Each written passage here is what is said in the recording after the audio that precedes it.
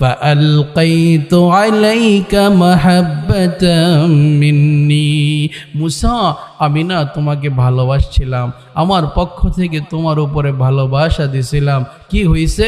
ফেরাউনের মন নরম হয়ে গেছে, ফেরাউনের হৃদয় গলে গেছে। আসিয়া বলছে, দেখো এই ফুটফুটে সন্তান তোমার দুশ্মন হতে পারে না, এই মাসুম চেহারা কখনো তোমার রাজত্বকে ছিনায় নিতে পারে না, তুমি না একে লালন পালন করো। আমাদের তো পুত্র সন্তান নাই, এটাকে আমি সন্তান বানায় ফেলবো।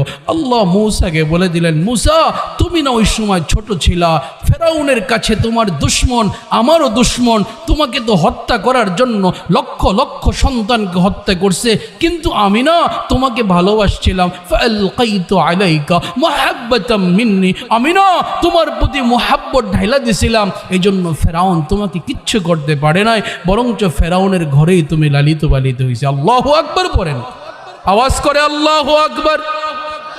এই ঘটনা দ্বারা আল্লাহ বুঝিয়ে দিলেন, আল্লাহ যদি কোনো বান্দাকে ভালোবাসেন, আল্লাহ যদি কোনো বান্দাকে বাবা মোহাব্বত করেন, পৃথিবীর কেউ তারও কোনো ক্ষতি করতে পারবে না। তাহলে বোঝা গেল আমাদের সকলের জন্য আল্লাহর মোহাব্বত দরকার।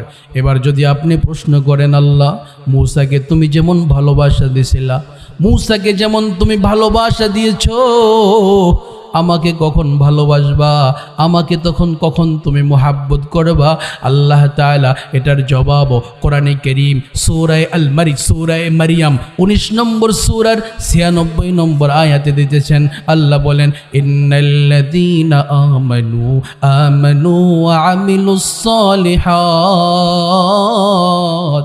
আল্লাহ বলে, ও বান্দা, যারা ঈমান আনে, যারা বলে লা ইলাহা ইল্লাল্লাহ, ইন্নাল্লাযীনা আমানু ওয়া আমিলুস সালিহাত, যারা ঈমান আনয়ন করবে, ওয়া আমিলুস সালিহাত, নেক আমল করবে, সায়াজআলু লাহুমুর রহমানু উদ্দা, দয়াময় রহমান আরশের মালিক আল্লাহ তাকে ভালোবাসা দিবেন। সুবহানাল্লাহ।